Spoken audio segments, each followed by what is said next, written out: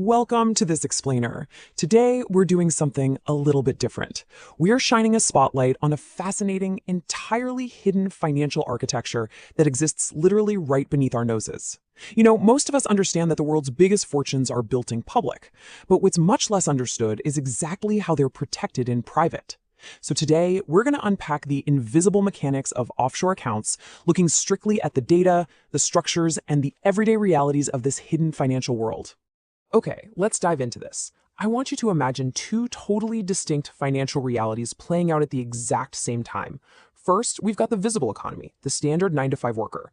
If this is you, while your taxes are likely deducted automatically right from your paycheck, you budget, you save, and honestly, you probably often struggle to get ahead.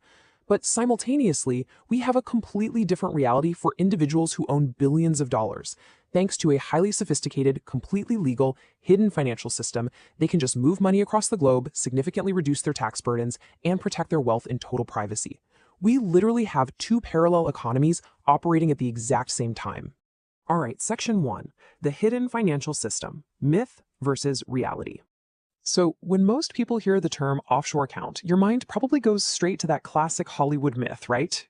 Shady criminals hiding literal suitcases stuffed with cash on some remote, sun-drenched tropical island. But actually, scratch that. The reality is way more complicated, and frankly, it's a lot more powerful. This system isn't just some haven for illicit cash. It's actively utilized by some of the most prominent figures in the world. We're talking billionaires, major multinational corporations, massive investment funds, global politicians, celebrities, and even national governments. It's this giant, highly formalized financial network connecting the absolute richest entities on Earth. Here is the absolutely crucial point to understand. An offshore account isn't necessarily about hiding physical money. It's almost entirely about moving ownership. Rather than packing up stacks of cash and flying it across the ocean, this whole system is about shifting the legal title of an asset through foreign companies. So the money hasn't just disappeared into thin air. It's just legally buried under dense, incredibly complex layers of international paperwork. Turns out, boring paperwork is basically a financial superpower. Let's break it down. Imagine you own a company worth $1 billion. Step 1, instead of owning it in your own name, you create a company thousands of miles away to legally own your assets. Step 2, you have another foreign company own that first company. And then step 3, you have a trust own that second company. Think of it like putting a treasure chest inside another treasure chest, and then putting that one inside yet another. The treasure is still sitting right there, but finding the true original owner holding the key, it becomes nearly impossible. Moving on to Section 2, Magnets for Global Wealth, the Rules of the Game. It's super fascinating because these locations, they don't become wealth magnets by accident. Certain countries intentionally draft their laws to transform themselves into giant parking lots for foreign capital. They don't do this by, producing the most physical goods or having the biggest populations. They do it by offering incredibly low taxes, ironclad privacy laws, lightning-fast company registration, and highly favorable regulations that just make moving capital completely frictionless. Because of these 4 specific pillars, trillions of dollars flow directly into these relatively small financial hubs. There's this saying that just perfectly captures this entire ecosystem. Money travels where it is traded best, just like water flows downhill. And it makes sense, right? Capital is basically a force of nature. It naturally, inevitably seeks out the path of least resistance, and the exact environment where it's going to be protected, nurtured, and taxed the absolute least. These offshore hubs are simply providing the deepest valleys for all that water to flow right into. Okay, Section 3, the inequality machine, teacher versus corporation. To really grasp this, let's go back to our dual narrative for a second. Think about a teacher and the owner of a multinational corporation. The teacher operates in a highly rigid financial environment. They get paid through a standard salary system, and their taxes are deducted automatically, often before the money even hits their bank account. The corporate owner, though, they live in a totally borderless financial reality. They have access to entire teams of elite lawyers, accountants, and financial advisors. They can utilize those multi-country trusts, holding companies, and highly complex international tax strategies we were just talking about. So, what does this all mean? The key takeaway here isn't simply that one person makes more money than the other. The real structural issue is a fundamental difference in options. The wealthy have access to financial tools that ordinary workers literally just cannot reach.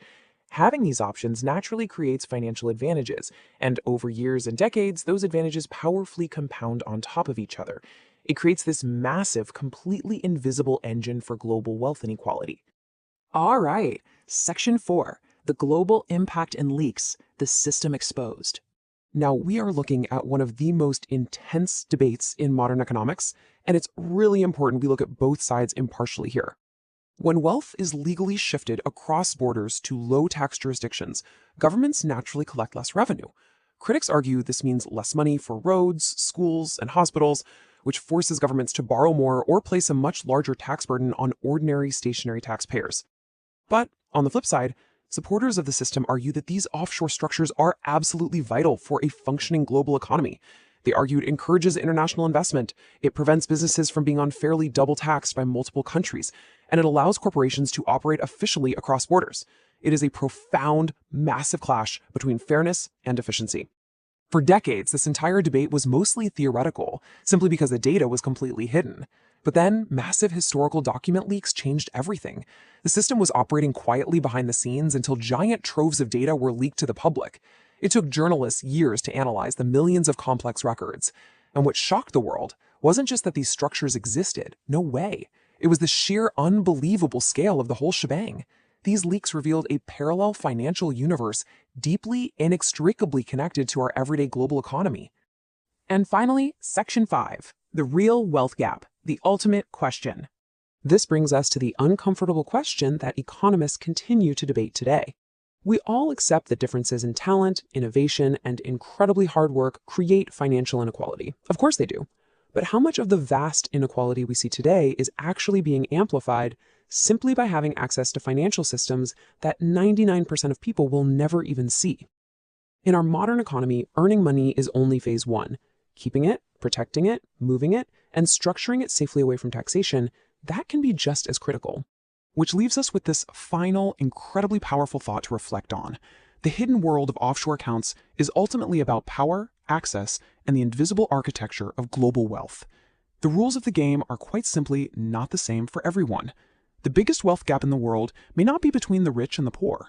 It may actually be between those who understand the system and those who don't. Is the ultimate wealth gap fundamentally a gap in knowledge and access? Does understanding the structures of the system matter more than the money itself? I'm going to leave you to ponder that one.